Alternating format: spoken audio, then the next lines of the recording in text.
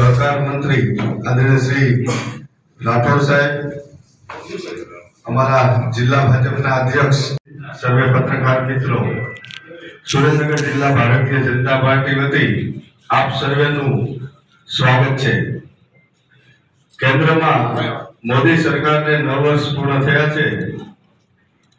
એના કાર્યક્રમના ઉજવણીના ભાગરૂપે આપણા જિલ્લાના પ્રવાસે ઉત્તર પ્રદેશના સહકાર મંત્રી રાઠોડ સાહેબ આપણી વચ્ચે છે અને એમના આગળના કાર્યક્રમો વડાપ્રધાન શ્રી માનનીય શ્રી નરેન્દ્રભાઈ મોદી સાહેબને વડાપ્રધાનને 9 વર્ષ પૂર્ણ થયા। સેવા સુશાસન અને ગરીબ કલ્યાણ અંતર્ગત યુપી સરકારના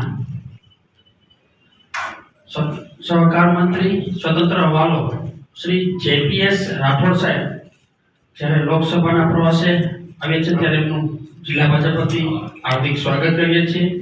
સાથોસાથ પ્રદેશના ઉપાધ્યક્ષ અને અહીંના જ વતની પૂર્વ ધારાસભ્ય બેન શ્રી વર્ષાબેન, પૂર્વ જિલ્લા ભાજપના અધ્યક્ષ, વઢવાણ વિધાનસભાના લોકપ્રિય ધારાસભ્ય અને સરકારના નાયબ મુખ્ય દંડક જગદીશભાઈ મકવાણા, મારા સાથી મહામંત્રી જયેશભાઈ, ધીરુભાઈ, મારા પત્રકાર ભાઈઓ તથા બહેનો, પહેલા તો જે ઓડિશામાં રેલવે દુર્ઘટના થઈ છે અને જે ખૂબ જ કષ્ટદાયક છે એને ભારતીય જનતા પાર્ટી શ્રદ્ધાંજલિ આપે છે, દુઃખ વ્યક્ત કરે છે અને જે મૃત્યુ પામ્યા છે એને સદગતિ પ્રાર્થના કે સદગતિએ થાય અને ઈચ્છા છે તે ઝડપથી સાજા થાય એવી સોમનાથ દાદા મા ચામુંડાને પ્રાર્થના કે ઝડપથી સાજા થાય। આપણી વચ્ચે 9 વર્ષ સુશાસન સેવાના અને ગરીબ કલ્યાણ અંતર્ગત યુપીના ખૂબ કદાવર નેતા જેવા પોલ્યુશન બોર્ડના પૂર્વ ચેરમેન પણ હતા અને વિદ્યાર્થી પરિષદમાં કામ કરતા બીએચયુમાં નેતા 10 વર્ષ માટે રહ્યા। યુવા મોરચામાં જિલ્લામાંથી કામ કરતા રાષ્ટ્રીય ઉપાધ્યક્ષ યુવા મોરચાના ઉપાધ્યક્ષ તરીકે પણ કામ કર્યું। યુપીમાં પ્રદેશના મહામંત્રી તરીકે પણ કામ કર્યું। આઈટી સેલમાં આઈટીના વિદ્યાર્થીઓ વતી યુપી આઈટી સેલના અધ્યક્ષ પણ હતા અને ખૂબ આઈટી સેલમાં અને સોશિયલ મીડિયામાં જે 2010-14માં ગૃહમંત્રી શ્રી અમિતભાઈ શાહ જ્યારે રાષ્ટ્રીય મહામંત્રી યુપીના પ્રભારી હતા ત્યારે સોશિયલ મીડિયા અને આઈટી સાથે લઈને યુપીમાં જે રેકોર્ડ બ્રેક લોકસભાની સીટો જ્યારે આવી એમાં મુખ્ય ફાળો જેપીએસ રાઠોડ સાહેબનો હતો અને આપણા જિલ્લાના પણ નસીબદાર છે કે આપણા જિલ્લામાં પ્રવાસે આવ્યા અને આપણને મળવાનો મોકો થયો। જ્યારે 1 મહિના માટે 1 મહિનાના કાર્યક્રમો છે એ કાર્યક્રમોનું અનુસંધાન રાઠોડ સાહેબ પણ આપણને વાત કરવાના છે અને મોદી સાહેબે 9 વર્ષમાં જે વિકાસની જે ગાથા છે, જે વિકાસ કર્યો છે દેશ અને દુનિયા માટે, જે ભારતનું નામ મોટું કર્યું છે, ત્યારે આપણે રાઠોડ સાહેબ કહેવાના છે ત્યારે હું જાજુ નહીં કહેતા રાઠોડ સાહેબને વિનંતી કરીશ કે આ વચ્ચે આપણને વાત કરશે શ્રી રાઠોડ સાહેબ।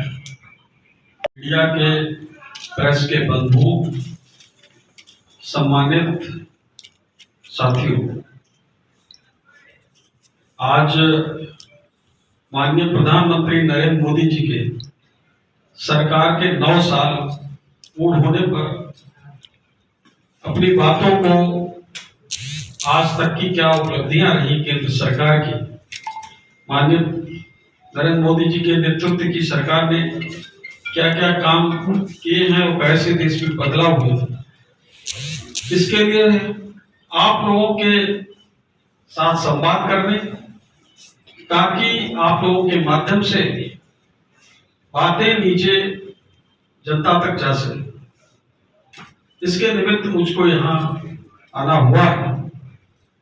लेकिन कल जो उड़ीसा के बालासोर जिले में अत्यंत दुखद और हृदय विदारक रेल दुर्घटना हुई है, उसमें बहुत से हमारे प्रिय परिजन और उड़ीसा के और बाकी जगह के रहने वाले देशवासियों ने जान गंवाई है, उनके प्रति मैं अपनी श्रद्धांजलि अर्पित करता हूँ। ईश्वर से प्रार्थना करता हूँ कि ईश्वर उनको अपने चरणों में स्थान दे, और जो लोग घायल हैं उनके शीघ्र स्वास्थ्य की कामना करता हूँ। आज माननीय प्रधानमंत्री जी नरेंद्र मोदी जी के सरकार को 9 साल केंद्र में हुए हैं। यहाँ गुजरात की धरती से चलकर और उत्तर प्रदेश में वाराणसी के लोकसभा से जीतने के बाद प्रधानमंत्री बनने के बाद किस तरह से पूरे देश के राजनीतिक परिदृश्य को बदलने का काम किया है, देश में विकास की नई गाथा को गढ़ने का काम किया है, हम सभी लोग जानते हैं। पहले उन्होंने 2001 में मुख्यमंत्री बनकर 2014 तक गुजरात को बदलने का काम किया था। 2014 के बाद देश को बदलने का काम किया है। 2014 में जब प्रधानमंत्री नरेंद्र मोदी जी ने केंद्र की सत्ता संभाली थी, उससे पहले की कांग्रेस की सरकार आतंकवाद, नक्सलवाद और भ्रष्टाचार के आगे नतमस्तक थी, दंडवत थी। लेकिन प्रधानमंत्री नरेंद्र मोदी जी ने देश को नई ऊंचाइयों तक पहुंचाने का काम किया है। इस लक्ष्य को 2025 तक पूर्ण करेंगे। माननीय प्रधानमंत्री जी के संकल्प को देशवासी मिलकर पूरा करेंगे। और जो उन्होंने साथ में ये भी कहा है कि 2047 तक जब देश के आजादी को 100 साल पूर्ण होंगे, तब हमारे देश की अर्थव्यवस्था $40 ट्रिलियन की हो जाएगी और हम दुनिया में तीसरी सबसे बड़ी अर्थव्यवस्था पर पहुंचेंगे। हम सभी लोग जानते हैं कि अभी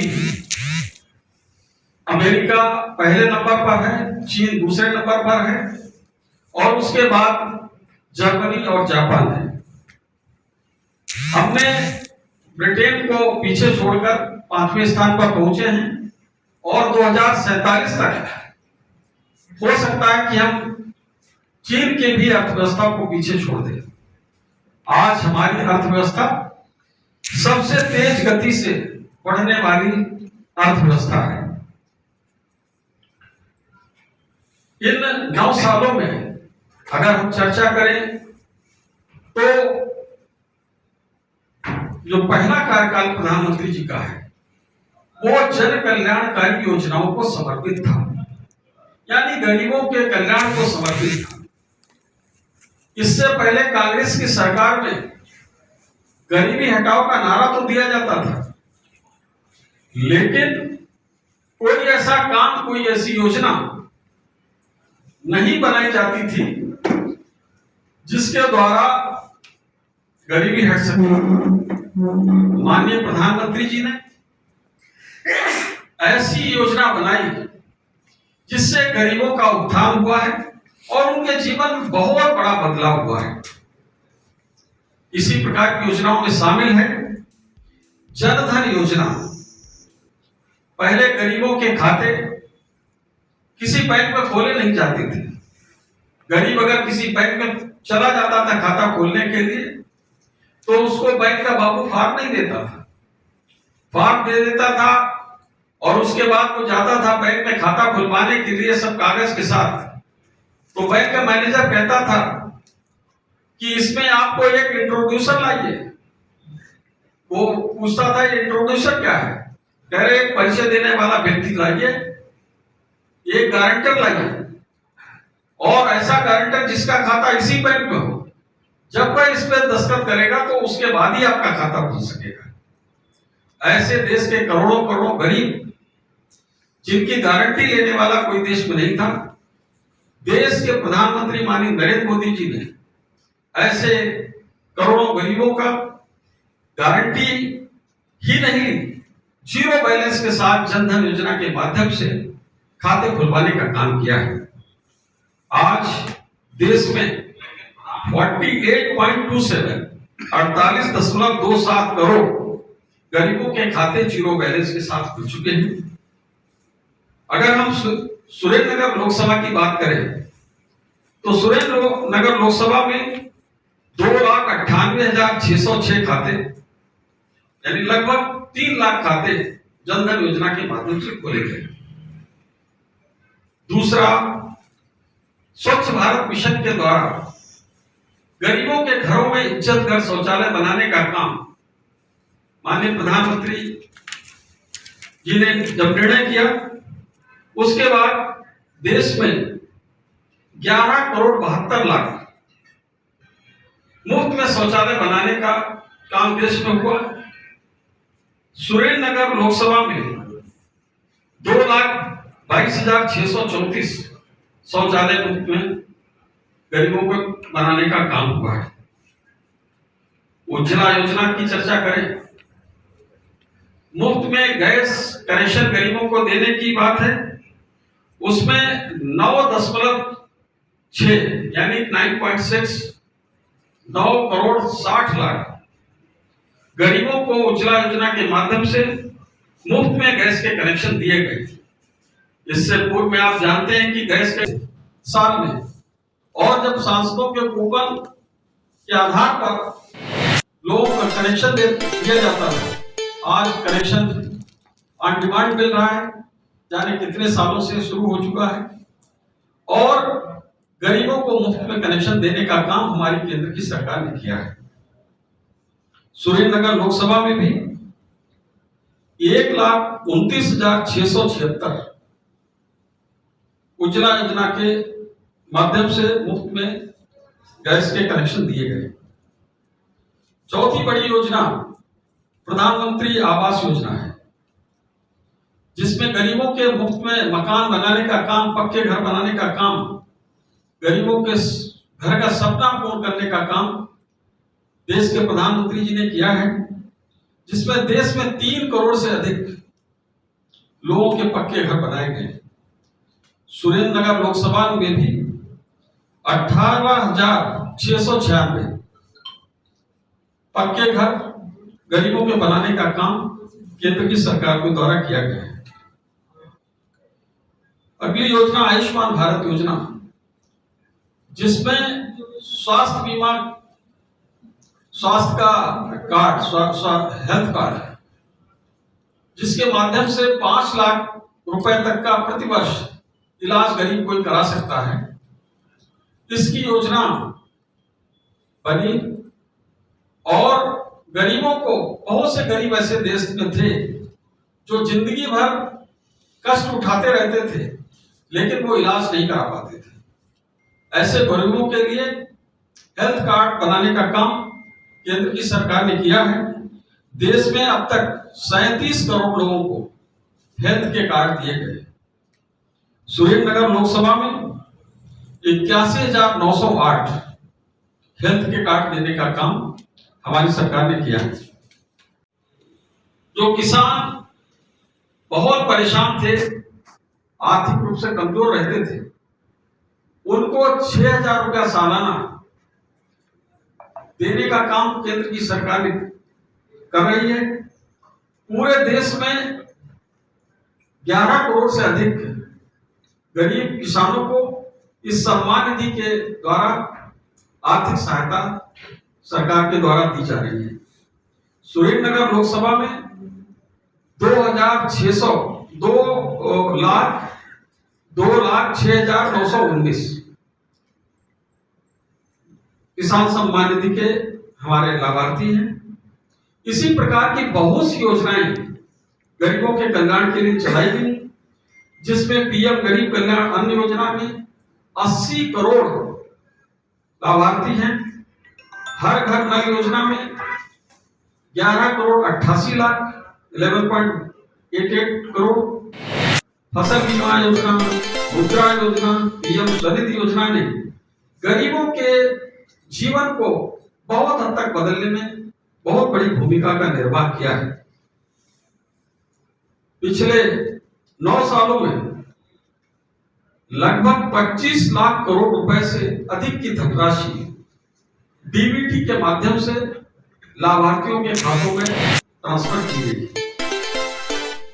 आज इसका परिवर्तन ये दिखाई पड़ रहा है कि पूरे देश के लोगों के पर कैपिटा इनकम 2014-15 में जो कि 86,000 रुपया थी, आज वो बढ़कर 2022-23 में 1,72,000 हो गई। यानी कि पर कैपिटा इनकम देश के लोगों में दुगनी हो गई है। कांग्रेस की सरकार से अब तक ये बहुत बड़ा बदलाव देश की अर्थव्यवस्था में इसके कारण आया है। कृषि का बजट हमारी सरकार ने बढ़ाकर 5.7 टाइम्स गुना किया है। 2013-14 में जो 21,933 करोड़ था, वह बजट आज 2022-23 में 1,25,036 करोड़ रुपया हो गया है।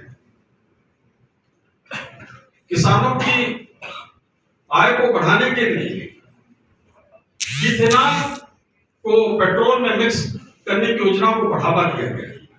तमाम तरीके से सब्सिडी उसमें इथेनॉल के प्लांट लगे। इसके लिए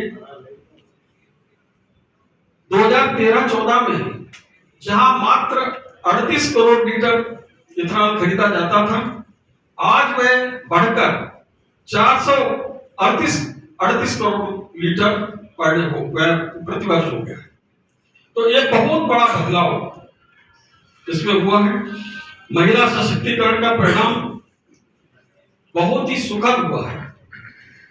जो हमारा जो अनुपात था पुरुष और महिला का, पहले पुरुषों के मुकाबले महिलाओं की संख्या कम थी। आज प्रति 1,000 पुरुष पर 1,020 महिलाएं। ये महिला सशक्तिकरण के कारण भी है, बेटी बचाओ बेटी पढ़ाओ के कारण भी है। तो उसके कारण जो बदलाव आए हैं हमारे समाज में, वो इसकी झलक दिखाई पड़ती है।